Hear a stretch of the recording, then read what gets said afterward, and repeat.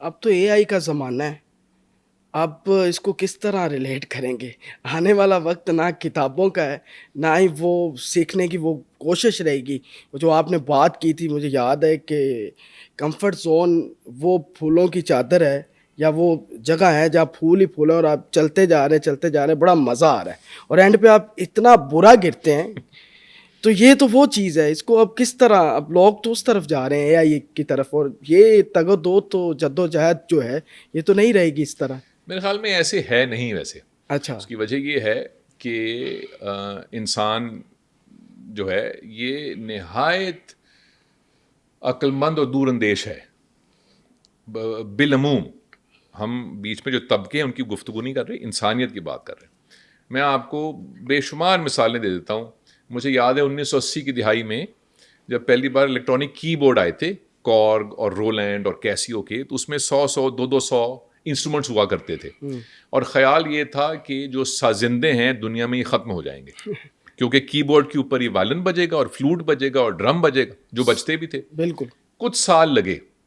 تو آپ مغرب چلے جائیے، مجھے بتائیے کون سا ایسا آرکیسٹرا ہے پورے یورپ میں جہاں پہ الیکٹرانک کوئی چیز بچتی ہے؟ نہیں، تو سب ہے. کیوں زندہ ہے وہ آج تک؟ کیونکہ انسان کے اندر یہ خوبی ہے کہ کچھ دیر تو انسان چکا چوندھ ہوتا ہے اس چیز کو دیکھ کے، لیکن اس کے بعد وہ منظم کر لیتا ہے اپنے آپ کو. ہم نے جب گاڑیاں ایجاد کی تو کیا لوگوں نے چلنا بند کر دیا؟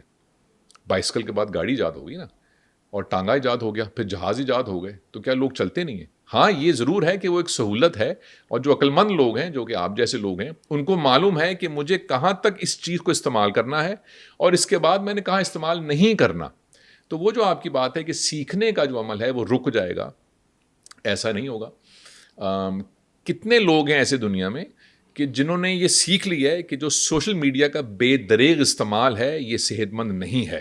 اس کو روکو، بچوں سے دور رکھو، اس کو خود اپنے آپ کو روکو اس کے اوپر. لوگ کرتے ہیں، میں بھی کرتا ہوں.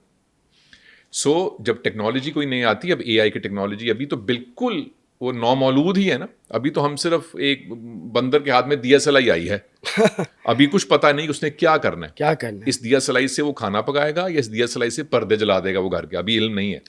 لیکن یہ مجھے معلوم ہے کہ انسانیت کبھی بھی ٹیکنالوجی کے ہاتھوں ایسے مار نہیں کھا لیتی کہ ہم سیکھنا چھوڑ دیں گے یا ہم کہیں دور چلے جائیں گے یا ہم اپنی ہوش کھو دیں گے. ایسا کچھ نہیں ہوگا. منظم کر لیں گے اپنے آپ کو. ہم جو عقل مند لوگ ہیں اس ٹیکنالوجی کو یوز کریں گے بہتری کے لیے، کسی چیز کی ترویج کے لیے. کوئی کام ہے، کوئی مقصد ہے جس سے اپنے آپ کو یا انسانیت کی بہتری ہو سکتی ہے، اس کے لیے اس کو استعمال کرو. کہاں پہ آ کے یہ نقصان پہنچاتی ہے وہاں پہ روک دو اس کو. یہ ہم کر لیں گے، اس میں کوئی گھبرانے کی بات ہی نہیں ہے. سر، کامیابی کیا ہے؟ کیا یہ کمفرٹ زون ہے؟ کچھ ایسے سوال ہیں دنیا میں جن کا دہائیوں سے یا صدیوں سے انسان جواب تلاش کر رہا ہے، اور ایسا نہیں ہے کہ اس کا جواب ہے نہیں، اور ایسا بھی نہیں ہے کہ اس کا جواب ہے اور انسان کے پاس نہیں ہے. انسان کے پاس بھی جواب ہے. مسئلہ صرف یہ ہے، یا پیچیدگی یہ ہے، مسئلہ بھی نہیں ہے، کہ اس سوال کا جواب ہر شخص کے لیے فرق ہے. تو اس لیے جب میں کہتا ہوں کہ خدا کیا ہے، کامیابی کیا ہے، زندگی کیسے گزارنی چاہیے، وغیرہ وغیرہ، ان سوالوں کے جوابات ہر انسان کے لیے فرق ہیں اور اپنے ہیں. تو ممکن ہے آپ کا، میرا، یا میرے قبیلے کا یا میرے خاندان کا جواب تو مل جائے آپس میں، لیکن کسی اور سے جواب نہ ملے، ان کا کچھ اور جواب ہو. تو یا تو مجھ سے پوچھیں کہ میرے لیے کامیابی کی تعریف کیا ہے، دنیا میں کسی کے لیے کیا ہے، وہ تو وہ خود ہی بتائے گا نا. بھائی کھانے میں کیا چیز اچھی ہے، او بھائی تم ہی بتاؤ گے تمہیں کیا پسند ہے. میں تو آلو گوشت کھاتا ہوں اور گوبھی نہیں کھاتا اور بینگن کھاتا ہوں، تو تم کچھ اور کھا لینا. کامیابی کیا ہے، اس کے دو جواب میں آپ کو مختصراً دیے دیتا ہوں. ایک میرا ذاتی جواب اور ایک اس کا جو سائنٹیفک جواب ہے. ذاتی جواب میرا یہ ہے کہ میں اگر ہر روز کھلکھلا کے ہنس سکوں تو میں سمجھتا ہوں کہ میں آج کامیاب ہوں. واہ. میں ایسے سمجھتا ہوں. آج کامیاب نہیں ہوں، آج کامیاب ہوں. کل ایک نیا دن ہوگا نا، ایک نیا سورج نکلے گا، تو کامیابی منزل تو نہیں ہے. تو ایک میں ایسے کرتا ہوں. اور جس دن میں نہ ہنس سکوں میں کہتا ہوں کہ آج ناکام ہو گیا، بھی آج کچھ رہ گیا. میری یہ ڈیفینیشن ہے. اب ذرا سائنٹیفک بات میں آ جائیے. سائنس کیا کہتی ہے یا سائیکالوجی کیا کہتی ہے؟ جس دن آپ صبح اٹھیں اور آپ کو وہ دن گزارنے کو دل چاہے، اور کچھ ہو سامنے دیکھنے کے لیے کرے آج فلاں ہے یار, اور آپ کی صحت بھی اچھی ہے اور آپ کے آس پاس کے رشتے بھی مضبوط ہیں اور کاروبار بھی اچھا ہے اور کچھ آگے دیکھنے کو بھی ہے آج یا اگلے ہفتے یا اگلے مہینے, تو مطمئن ہیں آپ. حالانکہ سفر میں ہے, کچھ کام ہونے والے, پر مطمئن ہے. مڑ کے پیچھے دیکھ کے آنسو نہیں بہا رہے, یا آگے کیا ہونے والا ہے اس کے بارے میں آنسو نہیں بہا رہے. دل کے اوپر ایک سیاہ بوجھ نہیں ہے, ایسے محسوس نہیں ہو رہا کہ میرے سر کے اوپر ایک سیاہ بادل سا ہے جس میں سے اداسی اور آنسوؤں کی بارش ہو رہی ہے. ایسا اگر نہیں ہو رہا تو آپ کامیاب ہیں. یہ سائنس ہی کہتی ہے, جس کو ہم ہیپینس بھی کہتے ہیں. ہیپینس ذرا سا ایک ویگ سی ٹرم ہے, کوئی مطلب نہیں ہوتا ہیپینس کا, لیکن یہ ہے. لیکن میں اسے ایک قدم اور آگے جانا چاہتا ہوں, خاص طور سے جو مجھے یقین ہے کہ جو سننے والے ہیں وہ ذی شعور لوگ ہوں گے کچھ اس میں سے, اور وہ یہ ہے کہ یہ بھی کاوش نہیں مکمل کہ I want to be happy, یہ کافی نہیں ہے, اس سے بھی آگے جانا چاہیے, ستاروں سے آگے ابھی اور. وہ کیا ہے؟ It must be an adventure. Your next day, next month and next week should be an adventure.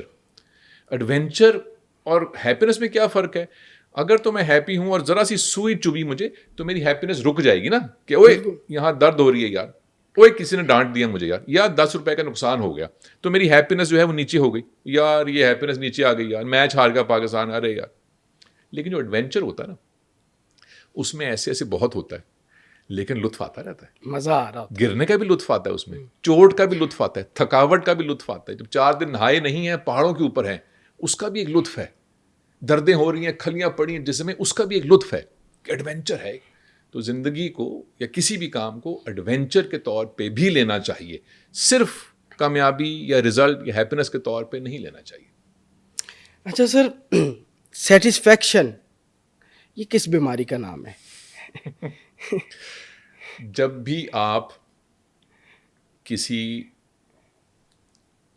خود ساختہ دلچسپ اور مثبت تکلیف میں سے گزرتے ہیں, اس کا نتیجہ تسلی اور سیٹسفیکشن ہوتا ہے. خود ساختہ, خود ساختہ بڑی کبھی کبھی اور بھی دے دیتے ہیں آپ کو, لیکن خود چوز کر لیں تو بہت اچھا ہے. مثال کے طور پہ جو بھی پریشر ہے, ہم پڑھائی خود کرتے ہیں کیونکہ ہم نے کچھ پڑھنا ہے, F A B A M A M C S جو بھی ہے وہ کرنا ہے, تو ایک تکلیف ہوتی ہے, تو جب نتیجہ اچھا آتا ہے تو لطف آتا ہے. ورزش کرتے ہیں تو وزن اٹھاتے ہیں یار, وہ لطف آتا ہے. کوئی چیلنج ہے کاروبار کا, بزنس کا, ڈگری کا, ورک پلیس کا, باس نے دے دیا ہے یا مارکیٹ نے پیش کر دیا ہے, یا کوئی نہ کوئی چیلنج ہے, ایک مصیبت لگتی ہے وہ, پر ایک چیلنج تو ہے, اس پہ سے جب گزر کے آگے جاتے ہیں لطف آتا ہے, تسلی آتی ہے. جب بھی اپنی کوئی حدود, اور حدود جو ہے یہ میں دلچسپی اور اچھے مثبت الفاظ میں کہہ رہا ہوں, حدود غلط معنوں میں نہیں کہہ رہا, جب یہ اپنی حدود کو پش کرتے ہیں, وہ جسمانی ہیں, ذہنی ہیں, انٹلیکچول ہیں, اسپرچول ہیں, کسی بھی طرح کی, ان کو پش کرتا ہے انسان, تو اس کے نتیجے میں جو برین میں کیمیکل ریلیز ہوتا ہے ڈوپامین کا, اس سے مزہ بہت آتا ہے. اس لیے سیٹسفیکشن جو ہے وہ روپے پیسے سے یا وراثت سے یا گھر بیٹھے بیٹھے یا لاٹری لگنے سے نہیں مل سکتی, مل ہی نہیں سکتی. وہ کیمیکل ریلیز ہی نہیں کرتا برین, ہو ہی نہیں سکتا وہ. اسی لیے اور بھی وجوہات ہیں, لیکن آپ دیکھیں دنیا کے بہت بڑے بڑے, مائیکل جیکسن اور ایلوس پریسلے اور ہیتھ لیجر, بے شمار مثالیں ایسی ہیں. یہ جو فرینڈز کا تھا چینڈلر, میتھیو پیری, دنیا جہاں کی شہرت ہے, دنیا جہاں کی عزت ہے, دنیا جہاں کا روپیہ پیسہ ہے, دنیا جہاں کی کامیابی ہے, تو بھائی اپنے آپ کو ڈرگز لے لے کے کیوں مار لیا, کیوں مار لیا؟ کیا کمی رہ گئی تھی؟ سب کچھ تھا, کچھ تو رہ گئی تھی, بالکل کچھ تو رہ گئی تھی بھائی, کہ سیٹسفیکشن نہیں تھی زندگی سے,